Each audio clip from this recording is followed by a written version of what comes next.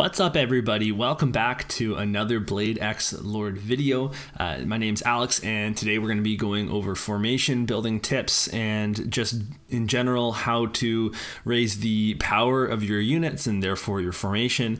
But before we do that, I just want to give a huge shout out to all my patrons from my Patreon page. You guys rock, and I just really appreciate the support. So I'm going to put your names up on the screen, and then we'll get into the video.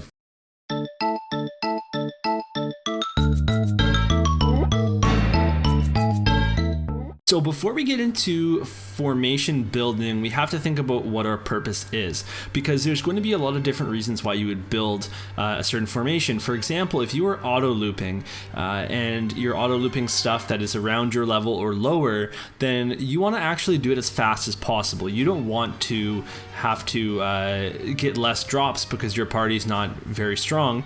So you would actually make a formation of 4 damage dealers. But if you're tackling the story and there's lots of hard quests, or you're tackling auto loops that are higher level or just a difficulty that's higher, then you might need a balanced party, and then that would involve having a tank, having a healer, and then having 2 damage dealers on average. And then when we get into events, and there's going to be certain events or content that have certain element bosses. For example, our first event is supposed to have a dark boss. Then you might want to build a formation that is strong against that boss, and in this case it would involve building a light party, because the light party is going to be really strong against the event boss. So there's a lot of reasons, different ways to build a formation. You have to think about why you're doing it or what you're trying to complete. But right now we're all kind of in the same boat. We don't have a lot of characters, and we're all trying to beat the story, so a balanced party is what we're looking for, and that's a tank, a healer, and 2 damage dealers.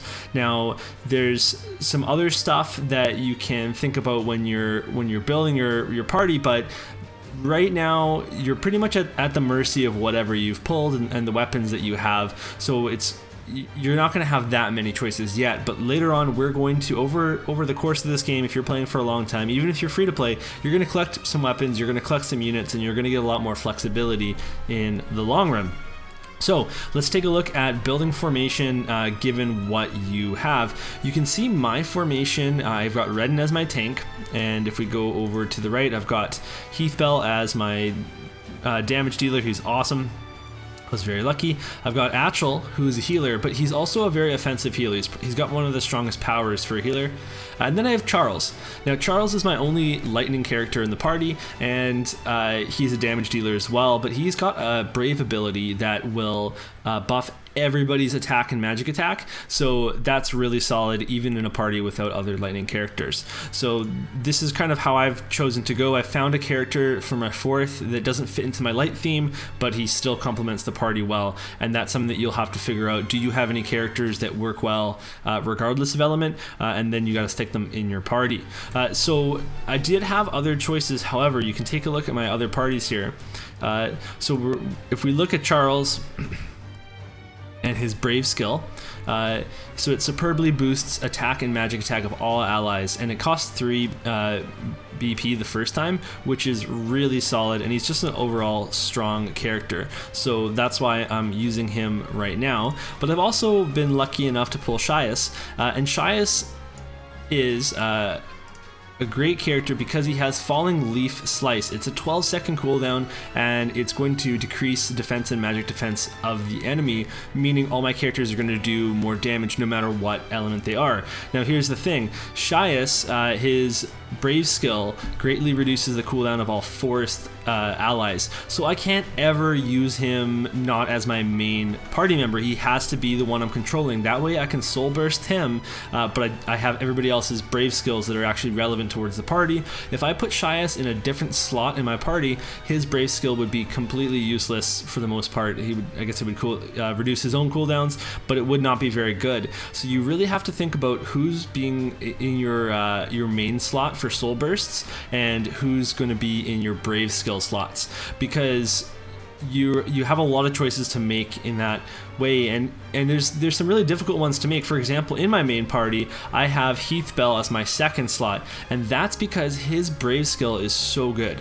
So his Brave skill, True Alabaster Dragon Slice, great name, it deals a ton of damage, and it strikes twice when your HP is 50% or more. So that's just a really, really solid skill. It's only 3 BP, and it's when you use it on a broken enemy, you're going to do so much damage, and so I want to have that available. The downside to that is I don't get Reden's party buff, but I don't really need it right now. And then the other thing that you're making a choice with is that obviously soul bursting Heath Bell is also really good because he can use a bunch of abilities and do a bunch of damage, but right now this is the way that I've chosen to build my party. But that's something that you have to consider. Whose Brave skill are you going to forego by putting him in the player unit slot, and do you possibly want to put someone in the player unit slot to soul burst them to use their skills a lot? And there is going to be another reason why you might put somebody in the player unit slot, but I'm going to talk about that in just a little bit.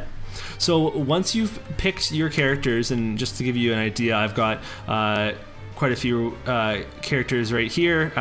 Once you've picked your characters and you've built your formation, you need to stick to that formation and power them up, and there's several ways you're going to do that. The first way is you're going to upgrade your units, and I'll tell you right now, pretty much everything, like 99.9% of stuff in this game is farmable. So you need to just spend it. Now, I just did some farming recently, so I still have some books, but I'll show you right now. We're going to spend those. I'm working on my light characters first, and I'm just going to pop these into Atchel because I want him. Let's get him up to 60. Ooh, I need to limit break him actually. So we're not going to put him quite. We're gonna take him down a little bit because I want to gain experience from all the stuff I'm doing. But then I will LB him if I can. So I'm just going to spend all my books because you're just going to farm them overnight anyway, so don't even worry about spending them. Don't be the person that's hoarding them because you are going to be able to farm those books really easily. Even the gold books are so easy to farm, you don't have to worry about it. So spend your training manuals on your characters. You can also use Scroll of Secrets to increase their bonus ranking. So Heath Bell's a +7, and he can go all the way up to a +99. If you pull a dupe of a character, it also adds a +1 onto that character, but you can use a Scroll of Secrets. These Scroll of Secrets are farmable, but they have a super low drop rate. So do not use them on a character that you're not sure yet. If you have a character that you are 100% sure of, like Heath Bell, or a character that you just really, really enjoy, like for me, Reden, then by all means, yeah, let's just use a Scroll of Secrets on them. Even though I should, and I'm going to tell you right now, probably not use this on my tank. I should probably use this on a damage dealer. But I have my own play style. It's not always optimal, but it's the way that I have fun. So there's your warning. So after you've worked on your character's levels, you can also work on their limit breaks, and that's what you can see here. So every limit break is going to raise the max level that the character can be, and it's also going to raise one of their battle skills to be the next level, which is very, very important. This is super important to be doing.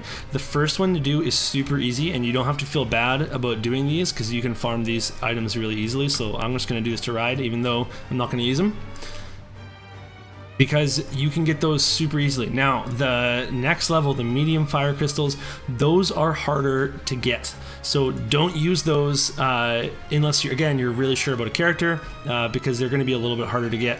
And then past that, you're going to need more mediums, but you're also going to need large crystals, and those are even harder to get. And then your hero stars, which right now I have a ton of, and that's because there's so many rewards for them for doing quests.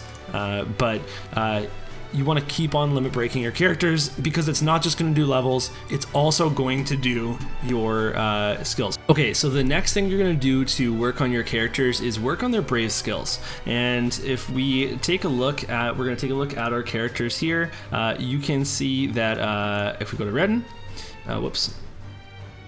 Try that again. If we go to Redden, he's gonna have here 113.6 bonds, and that's going to allow me to level up his Brave skill. You can see his Brave skill is level 2 out of 3, which is really nice because it removes defense and magic defense debuffs when your HP is 50% or more. That used to be 75% or more, and it's going to go down to 25 at level 3. So that's going to be really nice. The other thing is when you LB your characters, you're also going to unlock these auto skills. So that's very important as well. But so anyway, his bond is up at 113.6. But if we go over to Heathbell, his bond is only at 70, and Atchel's only at 63.5. And Charles is only at 35.5. So why are their bonds so different? And the reason is how you level it up. So every time you use a Brave skill, and remember that all these 3 characters here can use Brave skills in combat, but he cannot because he's my player unit. Every time you use a Brave skill, your bond is going to go up by 0.5.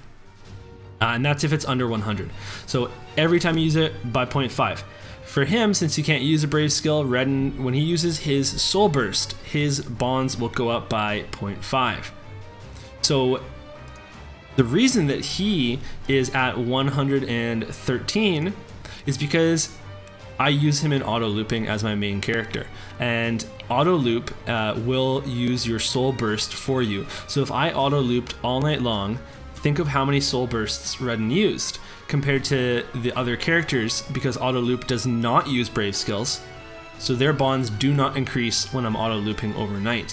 Which means when you're autoing main story quests or non-looped quests, if you happen to be by your phone or computer, you need to click the Brave skill buttons once per battle, at least. So what I do is I try to click them during the boss because it charges up to just around 6, and then I'll start clicking all the Brave skills and get some bonds up. But if you really want to raise a specific bond of a character, what you need to do is put them as your player unit and then farm overnight with them as the player unit, and that will raise their bond. So for example, tonight I will put Heathbell as my player unit and I'll auto loop, and then in the morning he might even be at 100, which would be great because when you go over to your home and your events, you're gonna see Brave stories here. And this is actually a really cool system. So I've done a bunch of them already. You can see them all here. So let's go look at Redden, for example. I've done all of his bonds here, and his Brave skill got leveled up once I got to the 100% quest. So to give you an idea what this is, every single one of these missions, they get unlocked at different bond percents. So 0, 5, 20, 50, and 100. They are all just stories. So you could skip the first 4 and be done with them in a second, and you get the reward. And the rewards are quite good. The 100 bond quest was actually a boss, but the boss was really easy. We're talking like level 20, so you don't have to worry about it. When I beat that boss, it's going to increase his Brave skill by 1 level. Now I need to get to 200% bond to get his level 3 Brave skill, and that's going to be much harder because while underneath 100 bond I went up by 0.5 per use of a Brave skill or a Soul Burst, when you're above 100 it goes up by 0.1 every time. So that's a lot. Like, that's going to take forever to get to his level 3. You're really going to have to dedicate yourself to that character. But anyway, when you're doing these Brave stories, you get a ton of really good rewards. You're going to get your Lord Stones, you're going to get these awakening materials, you're going to get all sorts of stuff, and the stories are pretty good. I have really enjoyed the story so far of Charles. Shias is looking like it's going to be very interesting. Heathbell is very cool because it's the battle and the war leading up to beating Xylarg, so that's super interesting. And Redden is part of that war too. It's how he meets Heathbell. Now, Atchel's has been pretty boring so far. I'm really hoping it picks up, but otherwise these are just a really cool way to level up your Brave skills, and I'm pretty excited that they put this kind of content into the game because I really do enjoy the story. Okay, so once we've upgraded our units, the next thing to do is upgrading our weapons. And you have to think about what weapons you're actually going to set before you upgrade them. So if you take a look at my party as an example, I was lucky to get Redden's weapon, so that one's easy to put as his main weapon here. But you also have to think about the skills that these weapons have. For example, Redden's weapon has Imperial Lightblade Life Blade, and this moderately increases HP of all light allies, but it also has another skill that is very nice for him as well. So this is going to boost light allies. So if I had only Redden in the party that was light, then he would be the only one getting the buff, which is not great. So this is one of the reasons why, and another reason why you want to build a party of all one element, because all of your weapons will generally do that. Now the exception is with Heathbell, I've got him with an SSR weapon that's water, and I'm doing this because it's just a very strong weapon, and that's why I'm building it. But it has Imperial Water Assault Blade too, which is totally useless in this party, so it's not ideal. It does have Hunting Wings, which will work on Heathbell anyway, which is really nice. Increases the attack and defense at the start of each wave, so that is a good bonus. But as you can see, even with these two, I also have off-brand weapons here, which is just temporary. I'm really having trouble pulling light swords. So neither of them have light swords. But then when you get into your sub-weapon slots, it's kind of the same thing. You have to start looking at, well, what buffs do I have? So again, your sub-weapons are going to have their auto skills active unless it specifically says it doesn't, or if it has a competing skill. So for example, if we take a look at this bow here, this is again increasing the attack and magic attack of all my light allies. So this is really just pointing towards how beneficial it is to have a party of all one element if possible. But then if you can't do that, look for weapons that are strong, and look for weapons with skills that will help no matter what. For example, this one has Abundant Earth, which is going to slightly reduce the cooldowns for all skills when an enemy is defeated. That is really nice for Heathbell to get his DPS up every time we kill something, but and it's going to be stronger-ish because it was a staff, but because it's SSR, but ideally I want to get light weapons here for the rest of the party. So once you've kind of figured out how you're going to build your weapon loadout, then you need to upgrade your weapons. And again, this is something that you have to do with without any, like, you don't need to hold back, because you're gonna get these silver weapon tickets so easily. Like, if you've done any hunting yet, you'll get, for like a 4-hour hunt, you're going to get up to like 12 tickets, and that's just one of the hunts. And then let alone all the looping you're going to do, all the quests you're going to do, all the achievements you're going to get in the daily quests and stuff. So you need to be just pumping your tickets and getting weapons and feeding them into the current weapons. And I'm upgrading a little bit of everything right now because I'm on the fence about what's going to be my long-term weapons, except for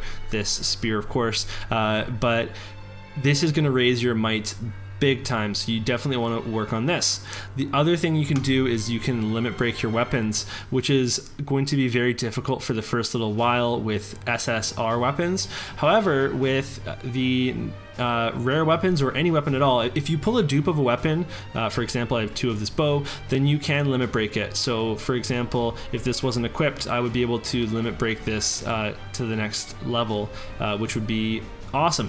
You can also use items to limit break, so silver steel is going to be used for an SR, and you can just limit break it easily, but you're going to need a gold steel to limit break a SSR, and that's going to be able to upgrade those as well. Okay, so the next thing that you can do to power up your party is going to be accessories, and I have a whole video about this, so I'm not going to go over it in big detail right now, but what I am going to tell you is to just be happy to have the accessories that you have. It's a really random system. I have an accessory with 5 stars equipped here because it is so easy to max. I'm going to replace this pretty quickly, but it's going to be really solid for now, and it gets me my sigil bonus. So the advice I have for your accessories is 1, go watch my accessory guide. 2, Don't be afraid to just make some good low rarity accessories with a high rank, just so that you can use that. And then 3, do the sigils. Look into the sigils and find out how you can make your characters better using the sigils. For example, on Heath Bell, right now, he gets his critical hit rate is increased by 30% because I'm doing the sigil system. So do not sleep on the sigil system. Okay. So we've done, we've upgraded our units, our weapons, our accessories, we've looked into skills, we've looked into how to build your formation, what choices to make. Then the next step is just to start farming everything. So I think your priority is going to be farming for your XP books and your weapon ticket, and then your awakening items. And weapon tickets are pretty much going to come on everything, so that's easy to do. But what you want to do is you head over to events and the auto loop quests, and then you're going to take a look at the names here. So for example, I have weapon excavation in a rotting village. This is going to have a higher drop rate on some tickets. It's also going to have a good drop rate on some important things like gold, steel, so some awakening materials for weapons. So that's really solid. There's also crystal hunting. So I was doing the crystal hunting in the underground city last night because this is going to drop large, medium, and small light crystals to awaken my units, which I am in desperate need of. And then there's also going to be training grounds. So I was doing training grounds in the Wastelands the other day because it's going to drop the training manuals very easily. It's also going to drop Scroll of Secrets. So this is how you can get these gold books super quickly. If you do this overnight, then that's going to be good, and you'll be able to level up. The next thing that you can farm, if you're feeling pretty good about all that other stuff, then you need to go into your accessory crafting menu. And let's just take this accessory. Actually, no, this one's too easy. So for example, these ones I can't make right now. This is the bolt earrings recipe, and it reduces the cooldown of skills when break is activated. That's pretty good. It's gonna let you go pretty hard, but I don't actually have all the materials for it, so I need some Drake blood crystal. Well, I can click on it, go to item quest, and it's going to tell me specifically when I can farm this or where I can farm this, which is really solid. So I need to do this at some point because I want to make this accessory, and then I can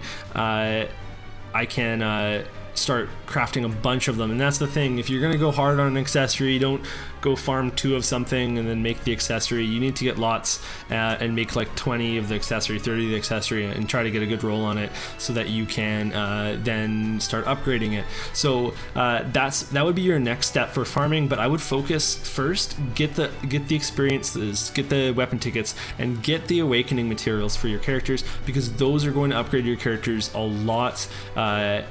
Upgrading your skills and your brave skills and all that stuff is incredibly powerful, and the accessories, you can make do with these accessories that are easy to farm naturally and that you can upgrade naturally.